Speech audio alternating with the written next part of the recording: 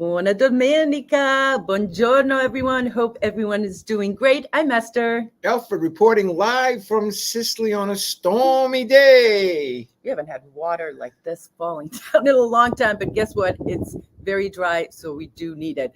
Welcome to our channel. If you're watching on YouTube or Facebook, we come to you every week talking about all things Sicilian, and we also have videos all over Sicily. We have lots to talk to you guys about, including the latest on the travel in Italy, coming to Italy and Sicily. Also, we've got some Italian heroes to talk about, the brigades. Of course, we'll take your questions, and I want to talk to you a little bit about Sunday in Sicily. So let's just start out real quick, Alfred, just giving people the update that Americans, Japanese, and also Canadians who want to come into Italy will have to take a test 72 hours. On arrival. 72 hours before coming here, show a passenger locator form, and also show that you have been vaccinated. So that is ongoing as of the taping of this show. Now, I know of you guys. Where can they find the passenger locator? The passenger locator, if you're watching this on YouTube, I put it in the show notes. So if you're watching here on Facebook, you're not watching on YouTube, our UB and Sicily YouTube page, I put all the information on there. There you go. Now, listen to me, you guys. I've heard a lot of you have a lot of angst about coming here, and we've had several clients arriving in the past couple of weeks since the new rules have been put in place. And I have to tell you that everyone reported smooth sailing coming here to Italy and Sicily. So I just want to ease your worries a little bit about that. Of course, when you arrive here to Sicily, you'll have to do another test, but from all reports. And remember, I just got here 3 weeks ago. You can't believe I've been back here 3 weeks. And I can. And I had to do the same thing. Okay. You know, Esther, wait a minute. Yeah. You know, they haven't, there's a few towns that they've put into the orange zone. And really, it's not because the disease is like spreading like wildfire. Rather, they've identified cities and towns that have a lower percentage of vaccinations that they want. So what the Italian government, the Sicilian government is doing is kind of like putting the screws onto them a little bit. And I don't want to say forcing people, but strongly urging people in those communities to get up to speed. Musumeci, the governor, wants to get to 70%. Am I correct in saying that? And you know, Alfred, you're absolutely right, because he's been literally going on the airwaves every single day saying, Sicilians, go get vaccinated. If you don't want stricter ordinances or stricter rules, go get vaccinated. As some of you guys may know, we are in orange zone. What does that mean? That doesn't mean much, except for you still have to wear the mask outdoors and indoors. And also there's only 4 people to a table at a restaurant. So those are the main things that are changes. But I have to tell you, even though some towns are in the orange zone because their vaccination are not up to par to what the Sicilian region wants, you know, he's changing things. As soon as the percentage goes up, he revokes the ordinance. You know, the people from the north, I don't want to say the super spreaders, but the 2 million people that were here from the north just left. And it's going to take a few days for the numbers to get back to normal, in my opinion. And I bet that as the next week goes on, you're going to see these numbers back. And look, they're not going to want to blow neither September nor October for the tourist season in Sicily, okay? Because if they do, they'll be lynched, in my view, okay? There's too much on the table financially for this little country of 5 million or 5.5 million to deal with this. So they get it at all possible. They got to let it happen. Yeah. Okay. And within the bounds of safety, of course. And let me just add to that, Alfred, that if you guys don't know this, the green certificate or green pass, which is valid for European residents, now you need it to travel, to get on an airplane, to get on a train, to get on a ship, to go into restaurants. So there's all these things in place right now to kind of entice, I want to use the word entice, Italians and Sicilians to get it.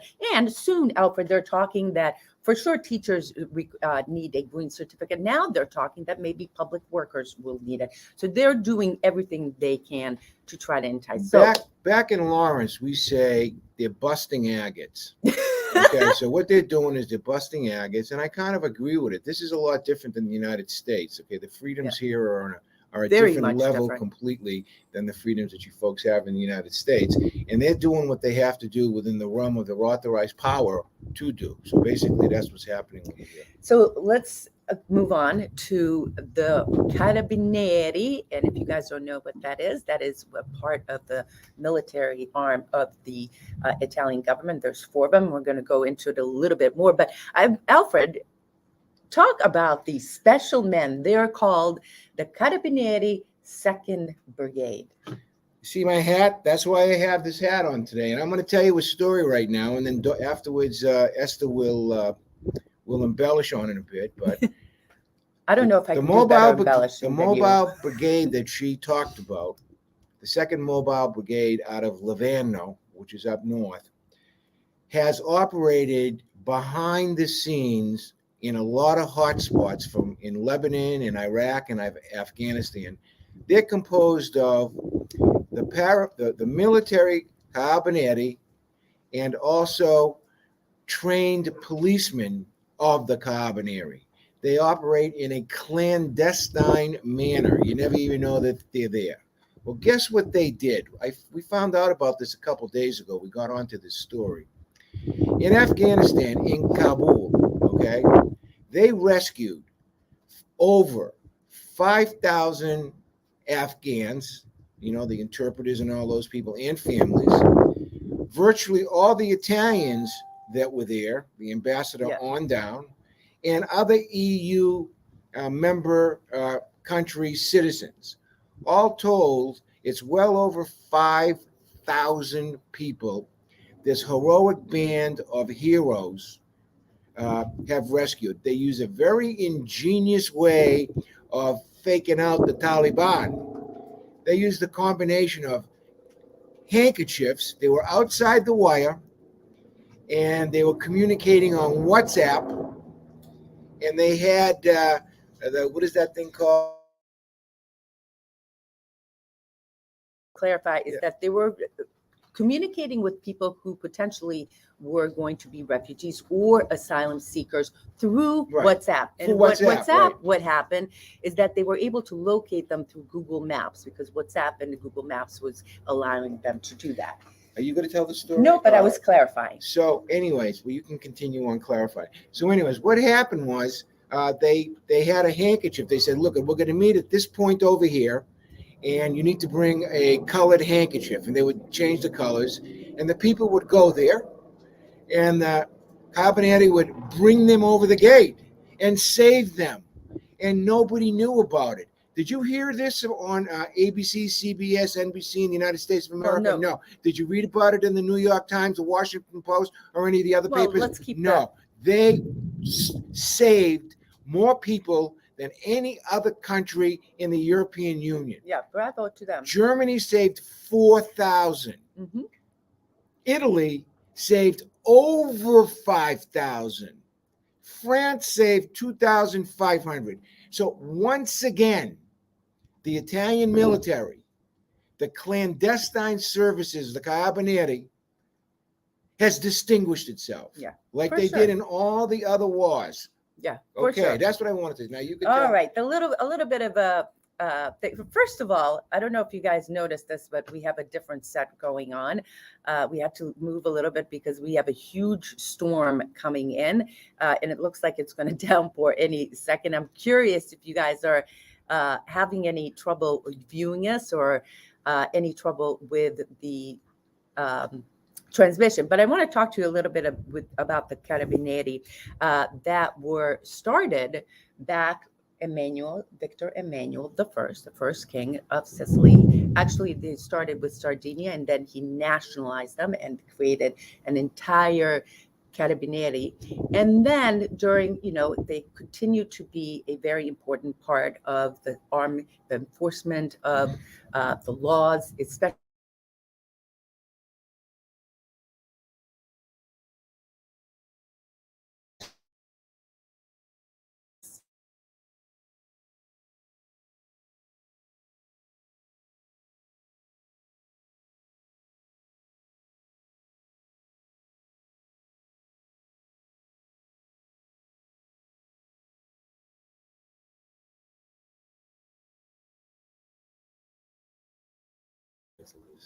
Oh, here we go. Okay, here we go. A big lightning strike just happened. So what happened during World War II is that they dismantled and they became part of the opposition movement to Mussolini. So that was very interesting. And then the year 2000, they became a separate arm of the military. So now there's the Polizia, there is the Financia, there is the Carabinieri, and there's the actual military. Do not screw around with Carabinieri, period, end of sentence, here or any place else. And by the way, during the Persian Gulf I and Persian Gulf II war, Syria, Afghanistan, all those places, the best sharpshooters, okay, that had the highest kill rates were the Italian sharpshooters. Yeah. So today I am publicly proclaiming my love for the Italian minister. Now wait a second, excuse me, Alfred. The Carabinieri drive by and you're like, woo, put on my seatbelt. There they are. Now you have a newfound respect for them. But I have to tell you, listen, I thought it was very interesting that during World War II they were dismantled by Mussolini, and then they became part of the opposition movement, the resistant movement of the Italians. So that was very interesting. Yeah, so there's one question I wanted to answer. One fellow, it's a longer question that he had written. He had wrote his uncle an email, and his uncle says that there's resistance in Sicily to get a shot. Let me see if I can, but go ahead, Al. Okay. You know, here's what the resistance is all about. Okay. I mean, they're afraid and so forth, but you have to understand the basic distrust generally that Sicilians have for authority figures. Because without if you look throughout its history, whether you're police or military or people in charge, governors or whatever, they were the arm of whoever occupied Sicily. So there's a generic distrust. There's a generic distrust for things of an authoritative basis. That's ingrained in a lot of people here, especially in the smaller communities. Okay. We're looking at a huge storm coming in, folks. You know what? I'm going to show everyone, just so you understand what we're battling right now. See the big clouds? It's already raining here. So,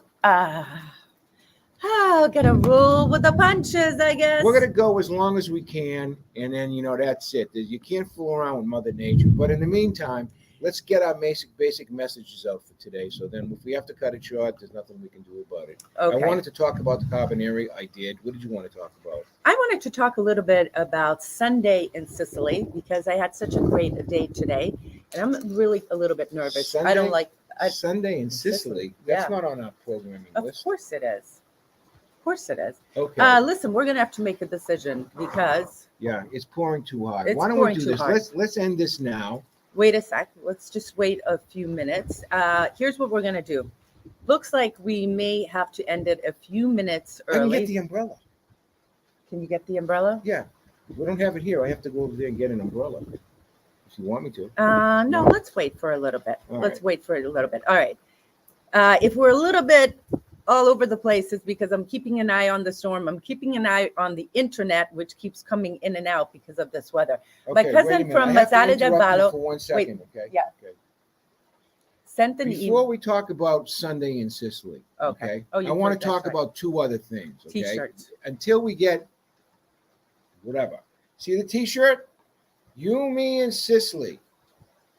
They arrived, okay? And they're great T-shirts. See the colors? 3-color silk screen. The highest you can get. Everything else, by the way, is embroidered. Today, if you order any of our products, T-shirts, men's T-shirts, V-necks, etc., the second one is 20% off. That's the first thing I wanted to talk about.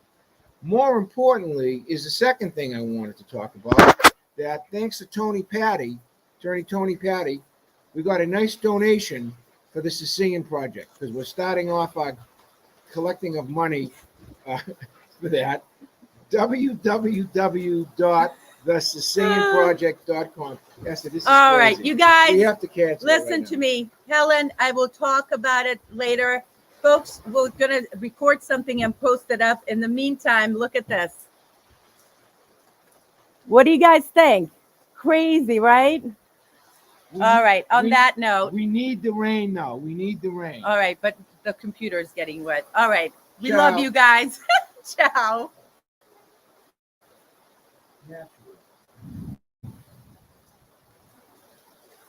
Wow.